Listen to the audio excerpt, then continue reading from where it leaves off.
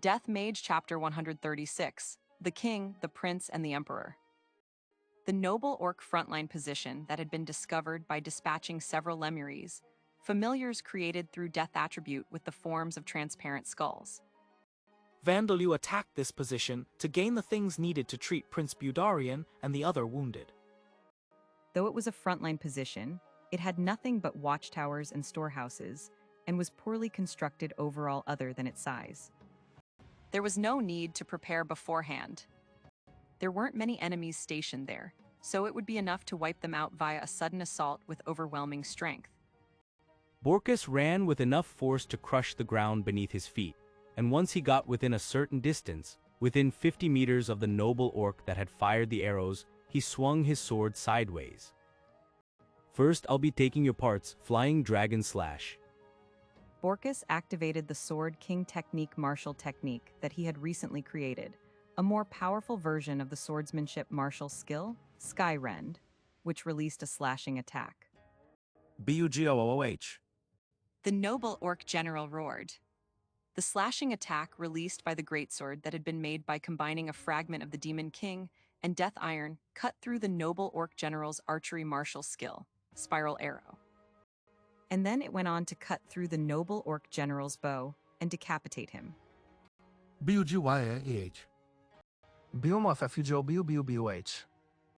Unrest spread among the noble orcs after having seen one of the fort's commanders killed instantly. For monsters, commanders were the strongest individuals of their respective groups. Due to this fact, the defeat of their commander had a far greater effect on them than it would have on human armies. But this fort had one more commander other than the noble orc general. There was the noble orc mage Buberin. BUKYKYBUH, slaves, you stay there where you are. He shouted.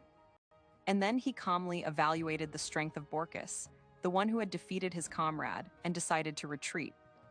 Buberin was confident that they would be able to defeat an enemy that was a single rank higher if the noble orc general was in good health, by sacrificing some of the orcs. However, Borkus wasn't that kind of enemy.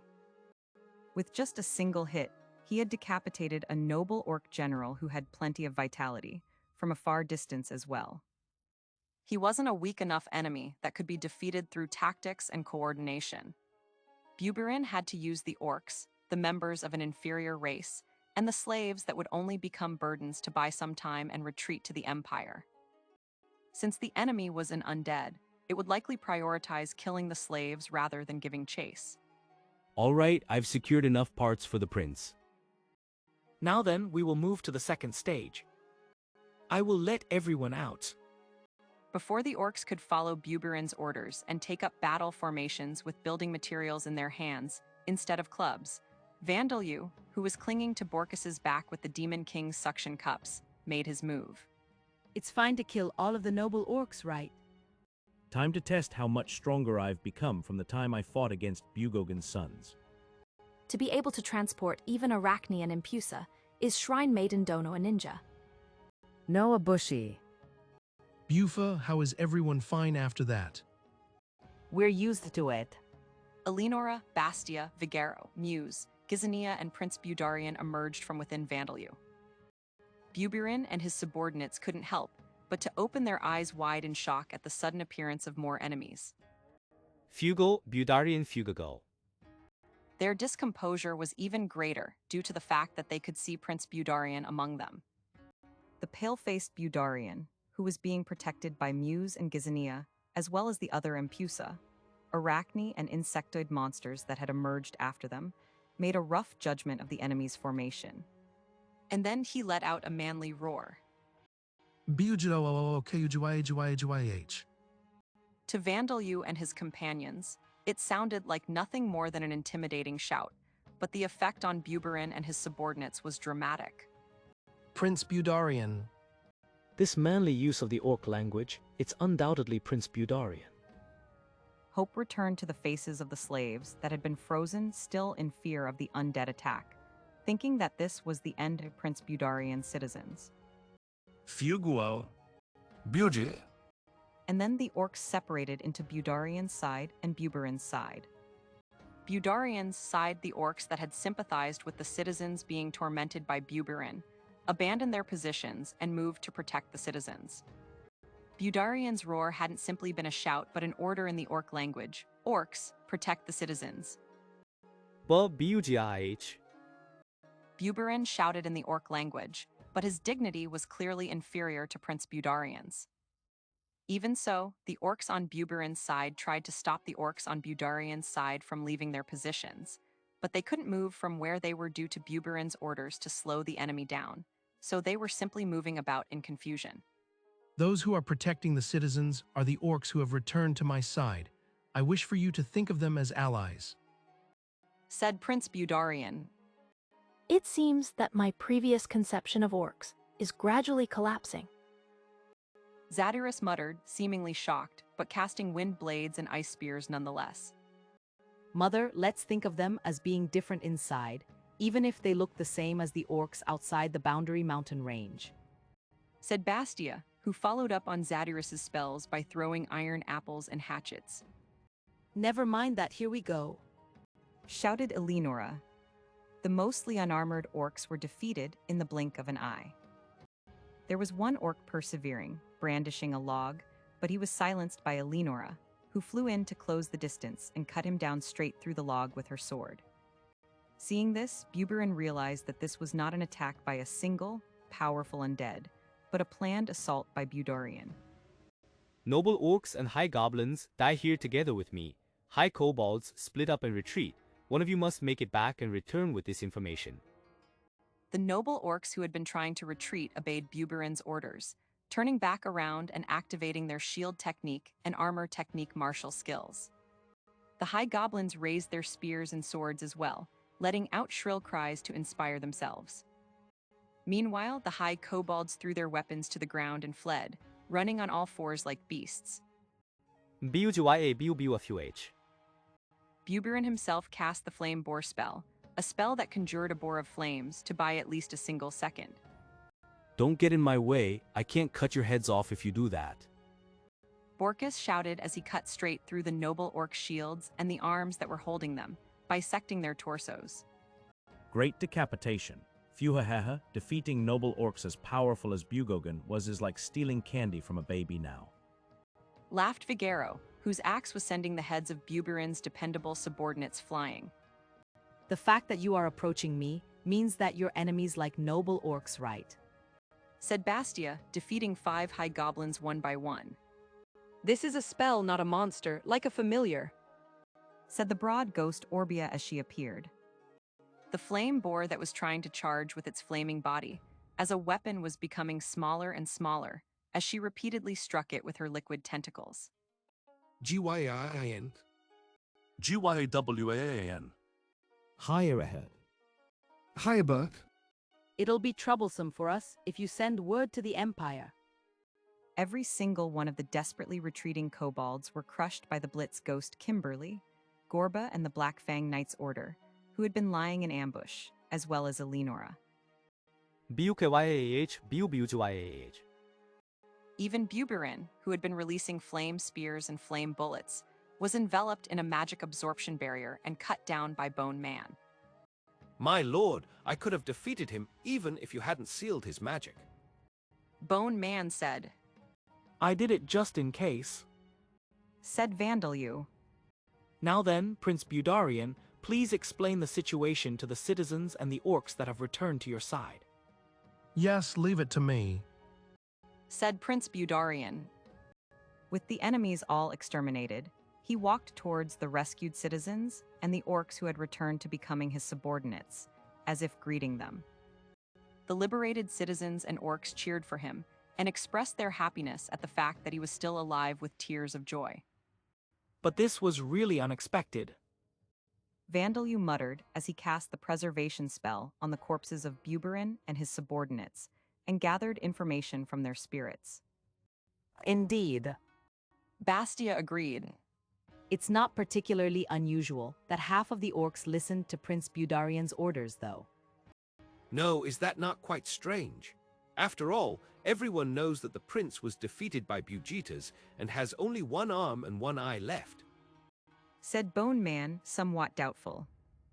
There was nothing strange about the fact that the orcs had obeyed the orders of a noble orc. Noble orcs were originally a race that had been created by the evil gods of the Demon King's army to act as commanders for orcs. That was why orcs, even those with the race title of king, obeyed the orders of noble orcs. And if there were multiple noble orcs shouting orders, orcs prioritized the stronger commander as monsters should. However, Prince Budarian had been defeated by Bugetas, the one served by Prince Buberin and his subordinates. From that point on, orcs would stop obeying Prince Budarian. However, all of this only applied to the orcs outside the Boundary Mountain range. Is that so? From our point of view, it is not strange that half of the orc workers returned to the prince's side. But it seems that with 10,000 years of isolation, differences arise between those on the inside and outside, even if they are of the same race. Said Muse. Indeed, the orcs of the noble orc empire had spent 10,000 years worth of generations under the rule of noble orcs. In this area where rank 4 monsters were rampant, a single or a mere few orcs whose base rank was 3 would not be reliable as fighting strength. That was why many of them worked as low-ranking soldiers and laborers. They protected the humans and other citizens while spending their daily efforts in manual labor. Parent to child, child to grandchild, grandchild to great-grandchild, this had continued on for approximately 10,000 years. This had changed the orcs. Many of the orcs of the noble orc empire were far more clever, gentle and obedient than regular orcs. That was why Prince Budarian and the others from Zanelpadna had expected that while there would be some orcs who would obey Prince Bugetas rather than go against their instincts, there would also be a certain number of orcs that felt doubt and discontent with him. They had taken a bet as to what the exact number of those orcs would be, but only half of the orcs that had been gathered for the construction of this frontline position had been like this, so it seemed that more orcs were on Budarian's side than was previously thought. Of course, there are also orcs like the ones that attacked myself and the others of the delegation, so we cannot be too optimistic. Said Gizania. Once Prince Budarian's treatment is finished and his wounds are healed, the situation should change for the better. Said Vandalyu. He had already finished securing the corpse parts and was now using the golem creation skill to build orc-shaped golems from earth and stone and colored their surfaces with the Demon King's ink. Shrine Maiden Dono, can you really not transform into a giant frog? Asked Muse, seeming to associate the sight of Vandalyu spraying the Demon King's ink from the tip of his extended tongue to color the golems with the giant frogs that ninjas could supposedly transform into. Perhaps it couldn't be helped that she thought this. He had been using the Demon King's suction cups to cling to Borkus's back earlier as well. I cannot. Said Vandalyu. Prince Budarian seemed startled as he turned around and saw Vandalyu, but Vandalyu didn't take much notice of this and continued his painting work. Incidentally, it seemed that the rescued people and orcs thought of Vandalyu as some kind of mysterious monster that resembles a human child, or a rare type of magin. Will the camouflage go well? Asked Zadiris, looking up at the golems that would appear to be orcs as long as they weren't looked at from close up. I think it will be fine from a distance. Said Vandalyu. Since I made orc spirits possess them, I think their movements should be similar as well. Though I think the scent will give them away if enemies approach closer. As their appearances would suggest, orcs had a good sense of smell. It wasn't as good as that of dogs, but if they got close, they would likely notice the smell of earth, stone, and the Demon King's ink. Why not erase the smell? You can do that with deodorization, right? Vigero suggested. Vigero, even if he were to erase the smell with deodorization, it would be pointless, because he cannot recreate the body odor that the orcs would normally have. In fact, it is likely to only make them warier. Said Zadiris. Well, there apparently won't be any supply units coming, so it should be fine for a while. Said Vandalyu. He had heard from Buberin's spirit that there wouldn't be any supply or communication units coming, as the materials used for the construction of the temporary fort had all already been transported here, and they had planned to obtain food by hunting the nearby monsters. Now then, let us return to Zanelpadna for now, heal everyone, and then use this frontline position to attack the Empire. Said Vandalyu. In other words, there are no problems, right? But considering that, you don't seem to be very happy. Is there something else? Elinora asked. No, it's just, I realize that the problem won't be solved just by us killing Bujitas and doing something about Ravivifard. He said. Sitting in a throne with a crown on his head, Bujitas reigned over the empire that he had stolen from his older brother. He had a glass filled with the finest aquavit, a spirit made from potatoes in his hand, and he was being served by beautiful women wearing clothes so thin that their skin could be seen through them. The beautiful women were those such as the wives of the noble orcs who had not joined him, citizens that had been forcibly gathered, and tributes from the High Kobold Nation and High Goblin Nation. Humans, dwarves, elves, beast people, titans, there were even high kobolds and high goblins among them. It was a harem of quality and quantity that anyone, at least any noble orc, would be envious of. Buford. But with this harem before him, it was not lust but irritation that Bujitas felt. What is the matter, Bujitas Sama? Said one of the beautiful women with a flattering smile, though there was some fear in it as well, trying to improve Bujitas' mood. In the empire of the past, everyone had been taught that children were the treasures of the nation, and the women who give birth to those children should be respected as much as any warrior. But that had changed after the coup d'etat. Bujitas had conducted numerous lady killings, not in the seductive sense, but the literal meaning of the term, despite the fact that it had been a heavy crime in the noble orc empire of the past. They had died for stupid reasons, such as him having violated them too violently in the bedroom, or because he had disliked the looks in their eyes and punched them. The woman knew that if Bujitas stayed in this bad mood, either she herself or one of the others would be killed. Driven by that sense of danger, she tried to improve his mood, but Bujitas placed his hand gently on that beautiful woman's head. Ay. The woman felt relieved for a moment, thinking that Bujitas' mood had improved, but she held her breath when she looked up to see that his eyes were still bloodshot. Don't flatter me, it's unsightly. Bujitas growled. He grasped the woman's head and lifted her up, then flung her away as if he were tossing away a piece of trash. The woman, who was tall for a human, flew through the air like a rag doll and crashed into the wall with a heavy noise. And then she slid down the wall with her neck bent in a strange angle, then stopped moving. Whoa. This can't be Anne. The other beautiful women screamed and either tried to get away from Bujitas or rushed over to the dead woman. The orcs who had been acting as a lookout outside the room came inside to see what was happening. But having been shouted at by Bujitas in the orc language, "Take the women and get out," they hastily did exactly that. But as they did so, Bujitas was even more irritated, seeing the pity in their eyes for the women and the way they carried the woman's dead body with respect. Buggaga. Why won't things go as I want them to? Bujitas thought with a groan, having been left in the throne room alone, and then he poured the aquavit down his throat. With no talent for becoming a politician, Bujitas spent his childhood days merely looking up at his older brother, never mind standing as his equal. He simply focused on improving his fighting strength. He thought that even if he didn't become emperor, it would be fine as long as he could improve his strength and be acknowledged for that. He felt a complex towards his older brother, but he became more and more imprisoned, as this was not just a feeling of jealousy. But as Bujitas strived in his training, the voice of a god reached him. Do you want power, then release it. You belong among the monsters. Return to your righteous form. That voice resounded very sweetly inside Bujitas' mind.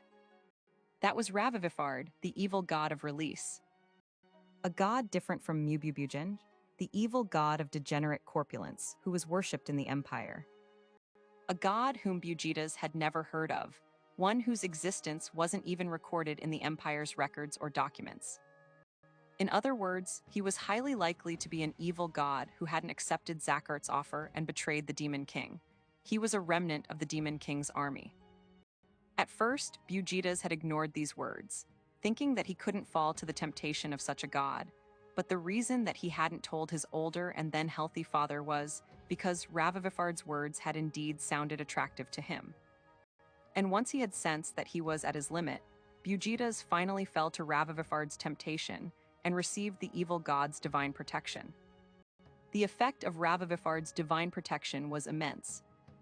It increased all of Bugetas's attribute values, and his level that had almost stopped increasing completely suddenly began rising quickly once more. And because of the skill he had acquired due to the divine protection, false guidance, Beast Path, the subordinates who obeyed him became stronger one after another as well. But as a price for this, the minds of Bugetas and the noble orcs who served him transformed over time. They stopped finding meaning in the duty of the noble, detached their instincts from their reasoning, and came to think that survival of the fittest was the righteous form of the noble orcs. And having surpassed his older brother Budarian, Bugetas finally stole the throne. And from there, he was supposed to have conquered the other nations in the blink of an eye and begin ruling a world of survival of the fittest, where he sat at the top. Fugaga. Bugetas stopped reminiscing and threw his cup into the floor in irritation. He had usurped the throne, but things hadn't been going as well as he had thought they would after that. As for Mububujeng, the evil god of degenerate corpulence, the god himself was being suppressed by Ravivifard while Bugetas had suppressed his priests. The other gods weren't showing any movements either. The isolated, younger children like Bugetas who lived in the High Goblin and High Kobold nations had staged coups d'etats, so those nations were now under Bugetas' control. Bugetas was certain that the total military strength he possessed, including that from those nations, was greater than those of the Magin and Kijin nations, excluding the purebreed vampires guarding Vita's resting place.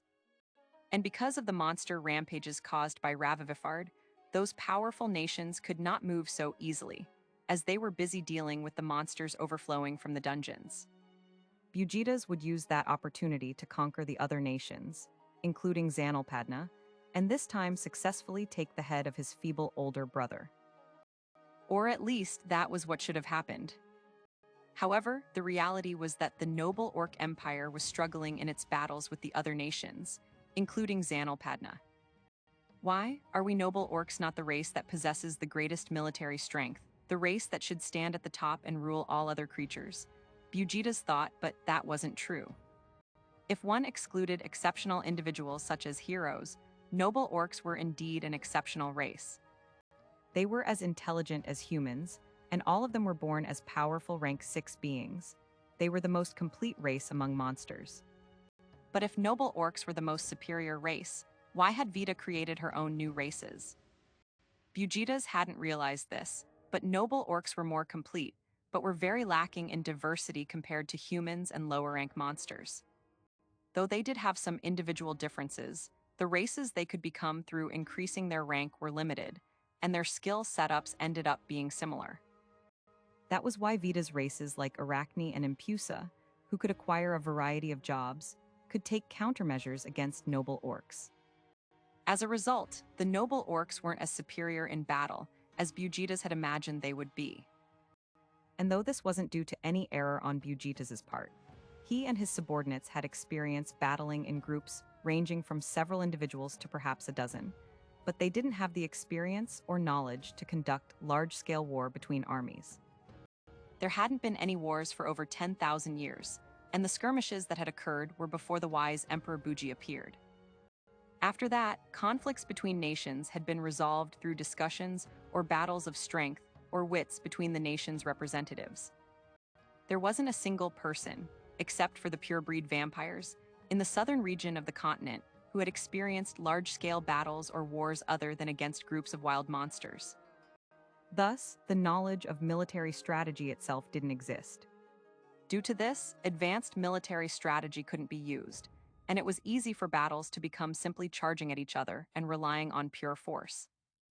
The same applied for Zanelpadna and the other nations, so battles unfolded on even ground in a bad sense.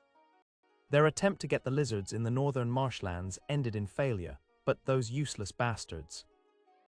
And to round it all off, the organization of the empire, the base that Bugetas was standing on, was unstable as well. Other than those who had fled with his older brother, almost all of the noble orcs obeyed him.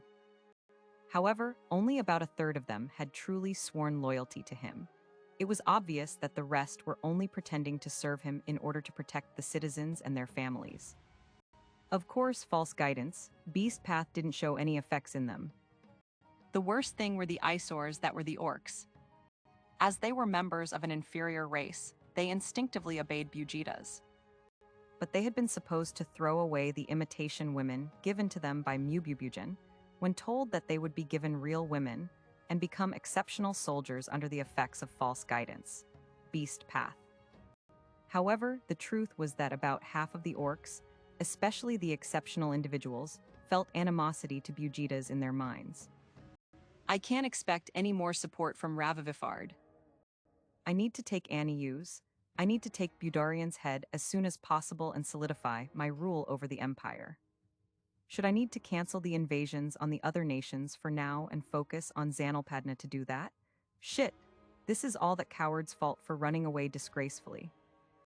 The following is an excerpt from Luciliano's research notes. Job explanation. Samurai. A job that has only been verified by the people in the southern region of the Bon Gaia continent who possess the knowledge of samurai left behind by Hillwillow, champion of Botin, mother of the earth and goddess of craftsmanship. However, the possibility of the job existing in other regions, such as the Demon Continent, cannot be ruled out. It is a frontline swordsman-type job. It grants bonuses to the katana technique skill, a skill that utilizes a curved, single-edged blade, known as a katana, as well as various other skills such as archery, spear technique, mount and strengthened attribute values, loyalty. To acquire this job, one must possess the katana technique skill at level 4 or greater and be serving a master. It seems that those who are not serving a lord are able to acquire a job called Ronin. It also seems that a superior job called Swordmaster exists, but apparently nobody has become a bushi, a job yearned for by the samurais of the southern region of the continent. Skill explanation. Katana technique. In the southern region of the continent, curved, single-edged blades are called katanas. The skill is generally similar to swordsmanship, but it seems that this skill requires more dexterous manipulation of the weapon. Incidentally, due to a legend left in the southern region of the continent by Hillwillow that bushi were capable of cutting a mounted enemy in half, along with his mount. A standard katana is defined as one as enormous and powerful enough to cut down a mounted enemy, along with his mount, tamed monster. It seems that due to the blacksmithing techniques used to create these blades, they would not be able to withstand this if they were any narrower. They are similar to a katana known as a Zanbato on Earth, the world where Master once resided. Though for a weapon wielded by Arachne, they are likely not so large. Incidentally, smaller katanas are also created to be used by small-build Arachne, Impusa, and goblins. According to Master, these are the original standard katanas. Monster explanation. Orc Worker.